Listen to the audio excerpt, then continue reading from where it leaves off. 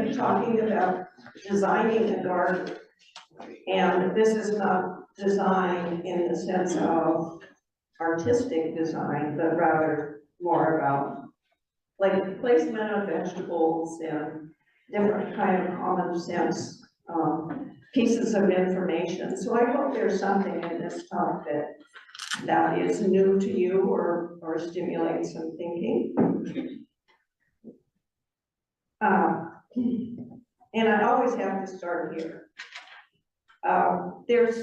You can read the slide and it says there are several things that you have to have a successful vegetable garden. Can anybody give me one? Sun. Oh, Erica, you're advancing up. Oh. Here we go. Oh, I gave the answer. Yes. I better hear a few answers. Okay, yes, you have to have sun, you have to have soil, you have to have seeds, you have to have water, and you have to have an interested, committed gardener. You can't just throw those seeds in the ground and expect to have a successful garden. Okay, and there's the slide that shows you those things. My strong advice to you is to start your garden on paper. Don't just go out to your garden site and say, I think I'll put the carrots here and maybe I'll put these over here. No, do it on paper first. For one thing, you'll think through the different aspects of gardening. Why am I advancing it? What am I doing here? I would just keep your thumb up a bit in between. What? Just don't have your finger on it. Okay, well, I'm trying to get back to this one. Okay. So it gives you a chance to, I've got my thumb way down here now. Gives you a chance to think through, where you're going to put various vegetables, so that you don't plant your corn right in the middle of the garden where it's going to block a whole lot of the sunlight to a whole lot of other vegetables. And also, it'll give you an opportunity to make seed buying decisions. Now, so you're going to start your garden on paper, and I'm not sure why I have this one next, but no, boy, that is touchy though, just. You guys didn't know this was a comedy show, did you? But I've done many of these, and I always go just like this.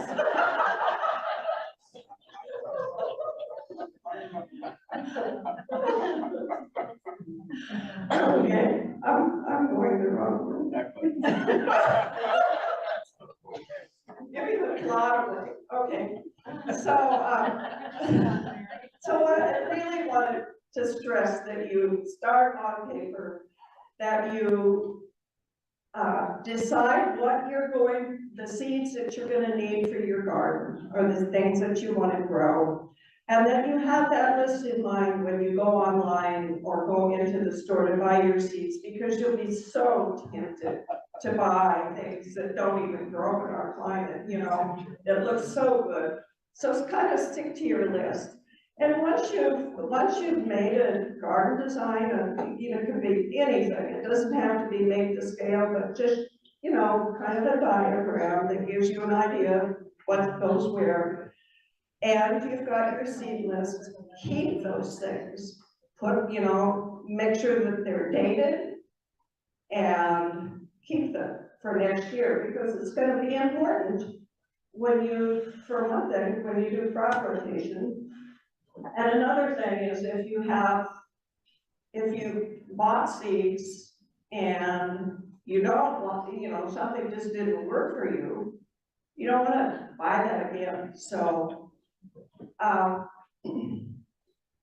So here, here's something that I don't know how many people know that there is a whole lot of information on a seed packet. If you turn it over, well, the front is gonna give you the day, you know, that the seeds are intended for, so it should be 2024 this year, of course. But also the variety of the vegetable, and do we all understand what that means? You know, there's carrots, but there are many different kinds of carrots. And those are different varieties of carrots. So the seed packet will tell you the variety too. The packet will tell you kind of how to prepare your seed bed.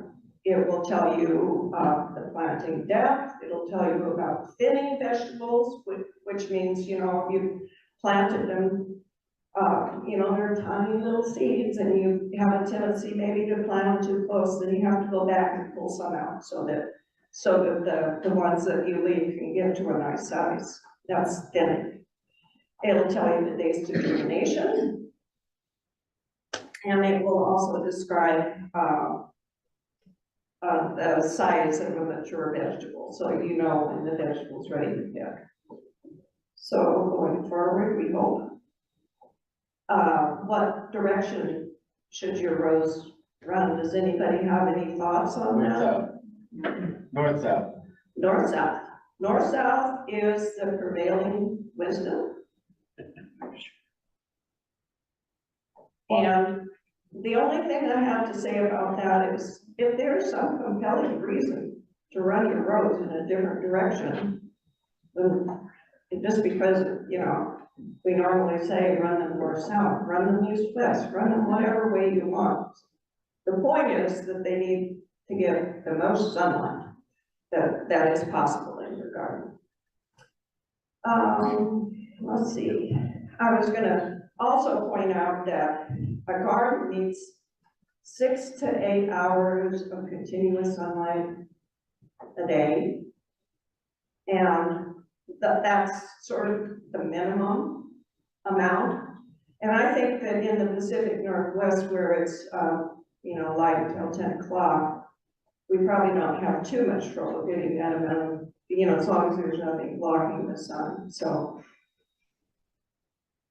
you're running your rows north and south because the idea is that is the way that the vegetables get the most sunlight. Okay, so here's another kind of common sense thing. You know, if you're growing tall vegetables, that would be like corn and peas, you know, whole peas and whole beans. Those things you don't want to put them right in the middle of your garden. You want to put them in a place where they're not going to block the light of other things. And since the sun rises in the east, probably the very best place for tall plants is the west side of the garden. But actually, either side is going to be okay, but I'm saying the best side would be the west side. And if you take those plants, if you have a row of peas or whatever it is, and they're, you know, going to get tall, you can actually move them away from the edge somewhat. Let's say we're talking about the western edge of the garden. You can actually move them away maybe a couple of feet from the edge, and then you have created a really nice space to grow vegetables that only need 4 hours of sun. And there are many vegetables that only need 4 hours of sun. So we'll get to that. So I'm calling those plants the shade lovers, and they're the ones that you could grow behind tall plants.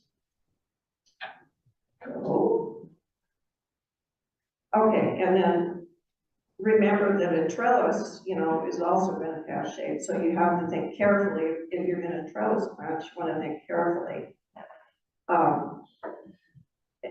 Let me say that if you don't intend to use a trellis for lining plants, then those plants should go on the edge of the garden so that they can grow out a away from the garden and not grow back into the garden and crowd other vegetables that are in the garden.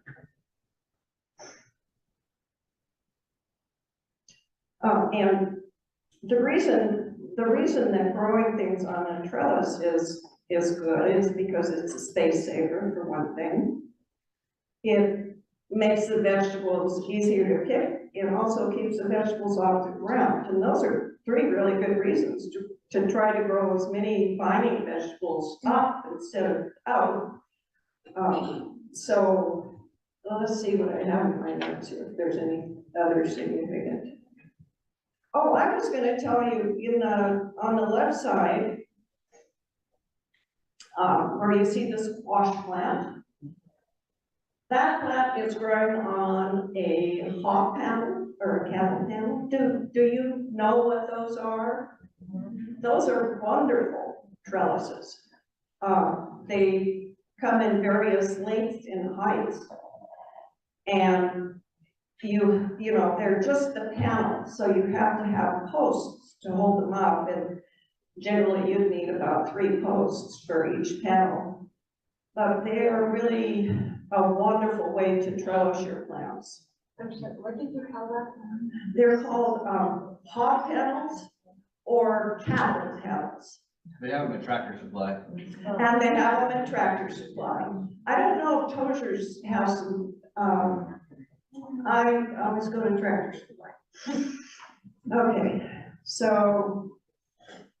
Can I ask a question? Yes, If you grow on a trellis, some of the squash and things like that, do you get less powdery mildew if you grow them up on a trellis?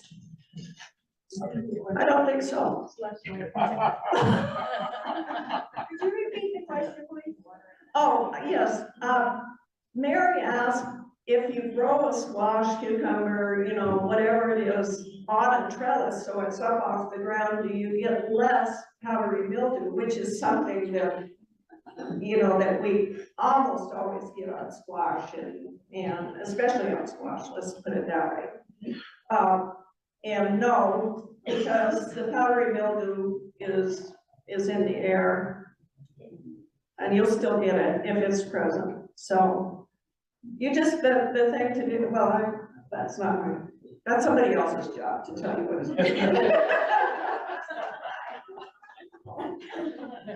Oh, and then here's a number of different other types of supports that you could use. And the teepee is really kind of nice because you can go into your woods and just get some nice long branches and make a teepee.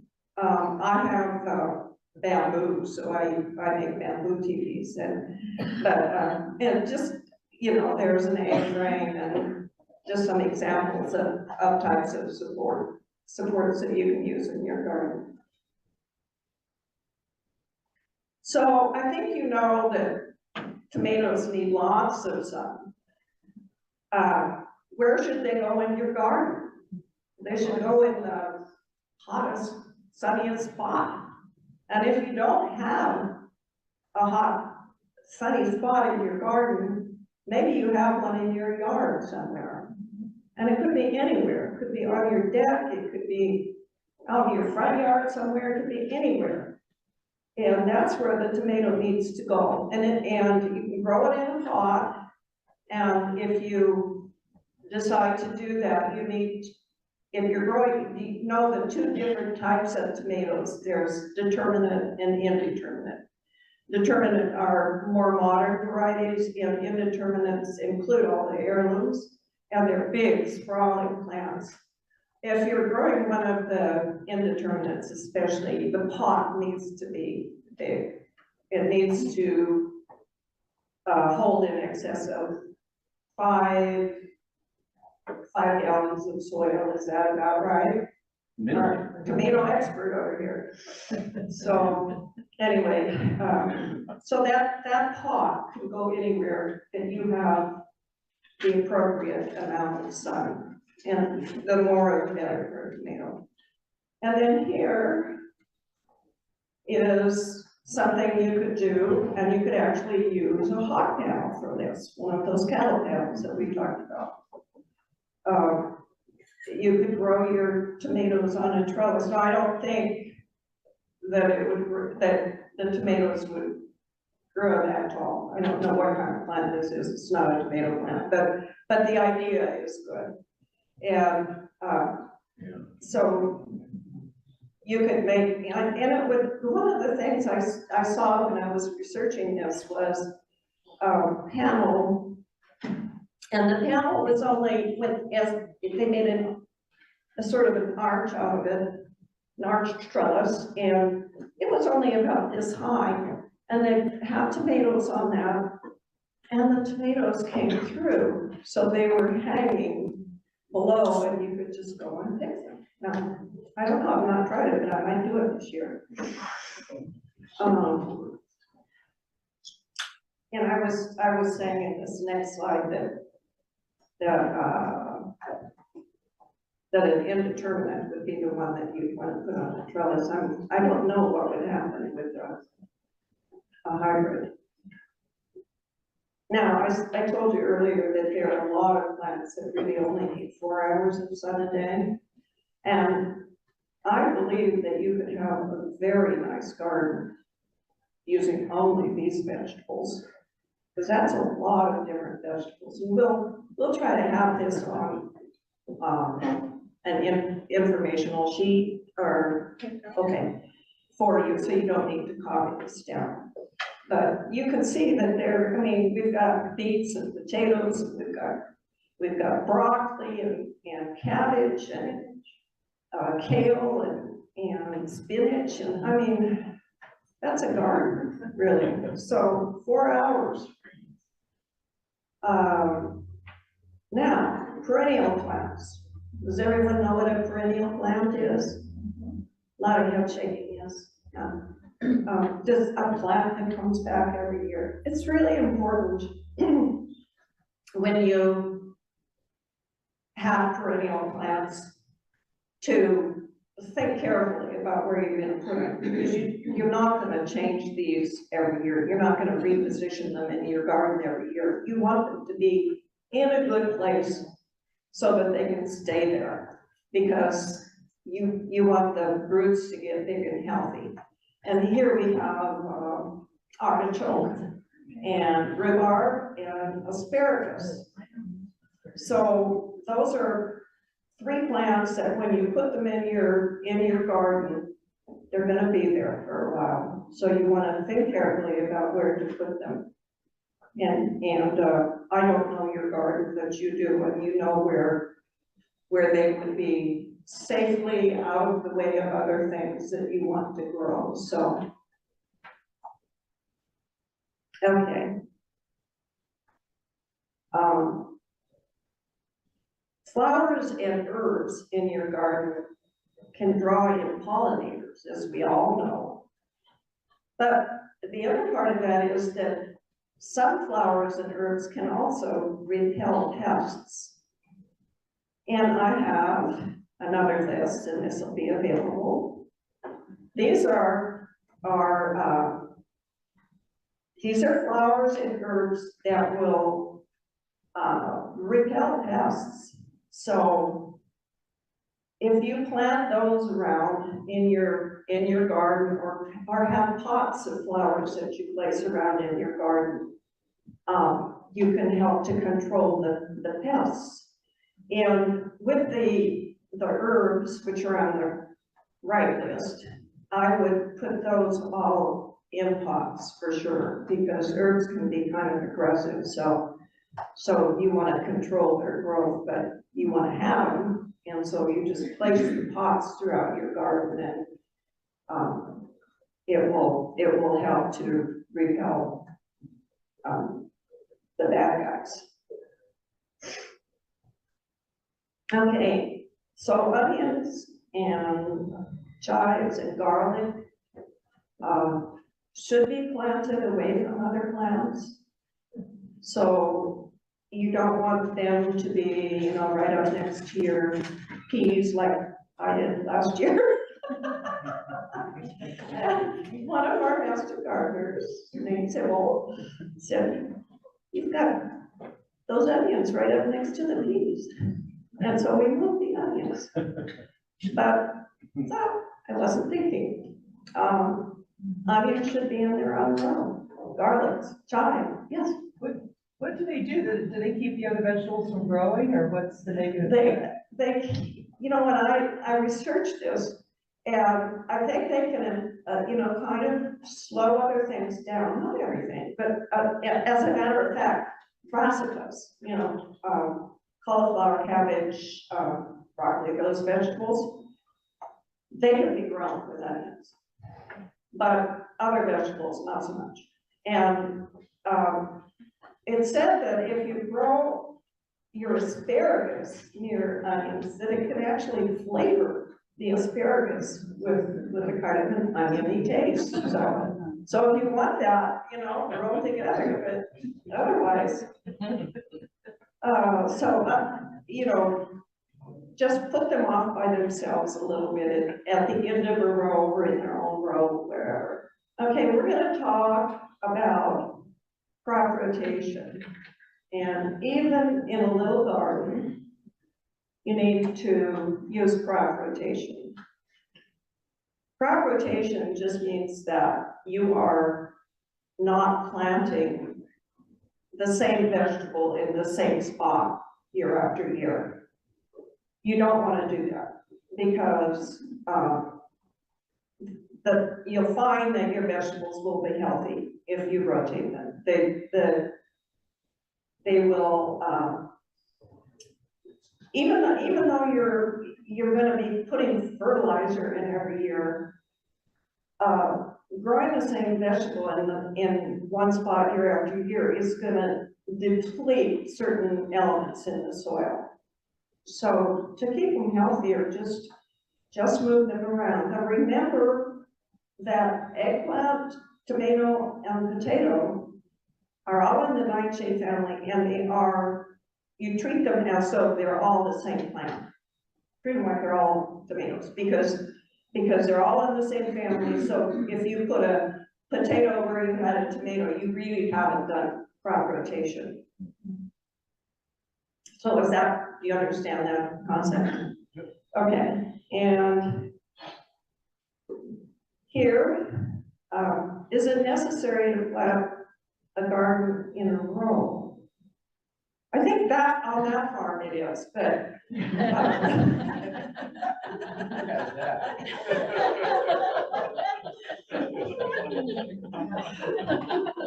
but for us, absolutely not. You can be as creative and artistic as you want to be. And while we talked about rows being maybe the simplest way to have a garden, there are some wonderful ideas here for different ways to grow. And I think the Squaxin garden is a spiral like this, and it's really cool. You know, here, the one that has the pots on the board, you couldn't grow anything too big there, but, you know, it's a great idea for growing smaller plants. And also you can have, you know, you can have a doghouse that has a garden right on top of it. But I think if you do that, you should grow something you don't like. Say, in my case, it would have to be carrots. So, okay. All right, and just some pretty pictures. I'm gonna just do a very teacherly recap here. Take note of the sun pattern in your garden space. And then design your garden on paper. Make notes of the names and the varieties of the veggie seeds that you buy. Use the shade of tall plants or structures like trellises to grow shade lovers. Use vertical gardening where you can to save space. Plant onions and garlic away from other plants, except for brassicas, and rotate your crop for a healthier garden. I think that's all my slides. That's it. Any yes? If you have a packet of seed that you didn't use all of the year before, can those seeds be used to for the next year's garden? Yeah, they absolutely can. It really depends on how, like, what did you do with them? Were they in They your refrigerator, or were they? No, I just have them in a 3-ring binder and in like the photoplastic sleeves, and then I just folded them up tight and clipped them and thrown in each one. I would suggest the paper towel test, right? Oh, Good idea, there, yeah, to see, because, Yeah, paper towel. Like 10 of them in a damn paper towel in a plastic baggie. Give them a couple days on maybe a warm spot, Right, and if they sprout, you get your percentage, multiply by 10, right? So Okay. gotcha. 5 out of them. ideally, when you have seeds left over, they should go in a cool, dark place. So I keep mine in a spare refrigerator that we have. Okay. But they're, you know, seeds are really expensive now. And, so it's really good to, you know, use up everything you have. And also, we're gonna have something on seed collecting or no, maybe not. We might. I would say I have ones that- We're gonna add. So I have an online question, is, do you know which plants repel which kind of insects? or pests? I didn't actually hear the last part. Which plants repel which type of pest? Do you know that? Oh, I don't know which type, no. I have that list that shows you the plants that, all of these is, you know, on the left side here, we have flowers, and on the right side, we have herbs. And all of those are things that you can plant to repel, but I don't specifically know what would be repelled by those. I just know that they're helpful to have in your garden. And, you know, you can always, you don't have to plant them in the ground, you can just have pots of those that you set around your garden, so. Okay, I think that's it, unless there's other questions. Yes, On the crop rotation, like we only grow 2 kinds of vegetables, one of which is cucumber. And we've been doing it in the same square for 5 years now. How long before you could come back to that square? If we made a new spot, how long before we could come back to the old one? probably just a season. Should I repeat the question? She has grown cucumbers in the same spot for a number of years, and it sounds like this year she'll move them somewhere else, but she wants to know when they can go back in that original spot. You have an answer? Yeah, pretty much have to refurbish the soil, put in their compost, Basically, you're just- put in other nutrients, and just kind of renew the soil of the original place, as well as all the other places. Yeah, A constant renewal. yeah, and I would think that you need to move them for a year. Although maybe you want to move them for a couple of years since they've been in one spot for so long, I don't know. It's a raised bed, so does that make a difference? It shouldn't really make a difference. Okay. Yes, I was gonna suggest planting a cover crop in the off year, like the year you're giving it a rest. oh, she suggested planting a cover crop in the off year, like she has the cucumbers, she's gonna move them, then she puts a cover crop in there. And that would be excellent, and, Another suggestion was you could put the cover crops every winter if you're not using that bed, and then you could reuse it in the next spring, because the cover crop will come out in the spring when you want to plant. So that's another way to Yeah. rejuvenate. It's just about, like you said, rejuvenating soil, putting those nutrients back in. And cover crops, the mixed cover crops, yes, do that. yeah. Can you repeat that? Just, Oh, well, Amelia suggested putting in a cover crop in the bed. Cover crops, do we understand what cover crops are? They're, crops that you plant in the off season, generally in the off season, that enrich the bed.